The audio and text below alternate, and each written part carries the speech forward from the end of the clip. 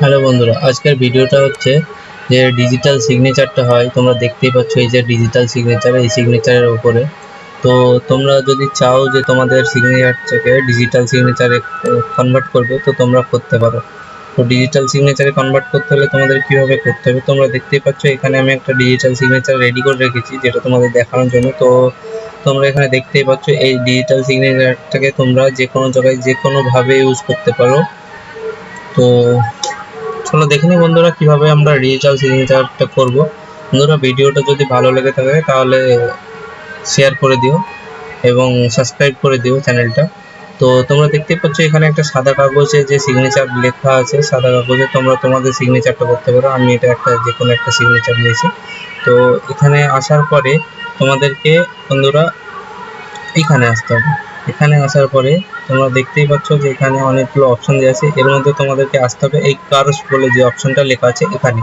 তোমরা ভাবছো যে এখানে না গিয়ে আমরা এখান থেকেও করতে পারি, ইমেজে গিয়ে অ্যাডজাস্টমেন্টে গিয়ে এখান থেকে কার্ভস নিতে হবে। বন্ধুরা, হবে না এখান থেকে আসলে। ওকে, তো চলো কিভাবে করবো দেখিনি। তাহলে আমরা প্রথমে এখানে চলে আসলাম। এখানে আসার পরে এই কার্ভে আসলাম। কার্ভে আসার পরে তোমাদের এখানে অ্যাডজাস্টমেন্ট করতে হবে।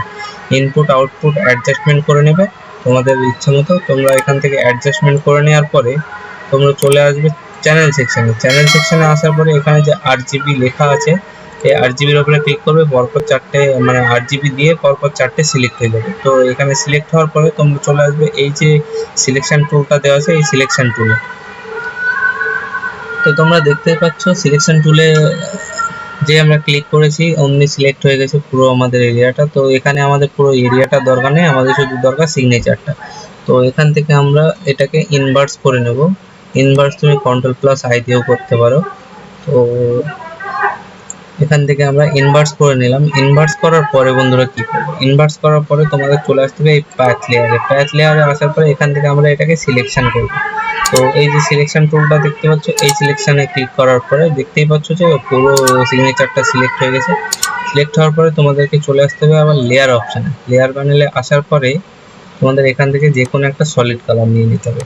তো সলিড কালার নেওয়ার জন্য আমার এই কালারটা সব থেকে পছন্দ হয় যে সিগনেচারের ক্ষেত্রে। তো আমি এই কালারটা নিয়ে নিলাম, নিয়ে এখান থেকে ওকেতে ক্লিক করার পরে তুমি দেখতেই পাচ্ছ যে আমাদের এখনো ব্যাকগ্রাউন্ডটা যায়নি, কিন্তু আমাদের এখানে দেখতেই পাচ্ছ যে এটা অলরেডি আমাদের কালার ফিল হয়ে PNG-তে কনভার্ট হয়ে গেছে। তো আমরা এখান থেকে যদি আমি ব্যাকগ্রাউন্ডটাকে অফ করে দিই তাহলে দেখতে পাচ্ছ যে আমাদের সিগনেচারটা পুরোটা PNG-তে কনভার্ট হয়ে গেছে। তো তুমি দেখতেই পাচ্ছ এই যে সিগনেচার আছে এটা একদম PNG-তে কনভার্ট হয়ে যাচ্ছে। তোমরা এই সিগনেচারটা ইউজ করতে পারো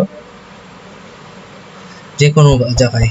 তো বন্ধুরা, আজকের ভিডিওটা এই পর্যন্ত। যদি ভিডিওটা ভালো লেগে থাকে তাহলে শেয়ার করে দিও তোমাদের বন্ধুদের কাছে। Thank you.